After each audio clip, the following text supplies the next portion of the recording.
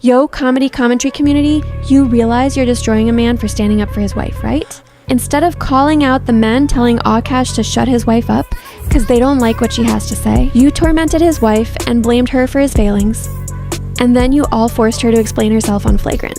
And instead of respecting Aakash for standing up for his wife, you humiliate him and ruin his career. You hate Jasleen for being a gold digger, but when she tries to make her own money, you all destroy her simply because you feel her humor was embarrassing Aakash. What's the matter? Are you afraid you think you won't be able to stack up against other men sexually, so you have to try to demean a woman for her body count? Newsflash. Only a pussy-ass bitch blames Jasleen for Aakash's downfall. He has every ability to tell jokes good enough to keep making money. It's within his control. And only a true pussy-ass bitch is concerned with the number of partners any woman has had or thinks it's information to weaponize against another man. Truly. Why is the blame always on women? And why is it not on the collective men that were so affected by a woman's comments on the internet?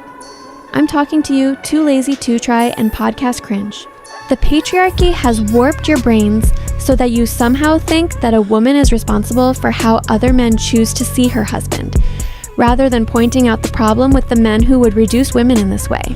Why aren't you calling out the overt hate towards Aakash's wife? Instead, you're discussing whether or not she should be allowed to speak on her own podcast, like women are property and should be controlled and silenced. Since when is this what comedy commentary is all about?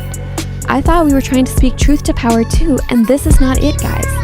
It's diabolical levels of women hating, and if you're not a piece of shit, then why do you all keep trying to argue Jasleen should be silenced, rather than arguing for men to stop being so sensitive to the things she says?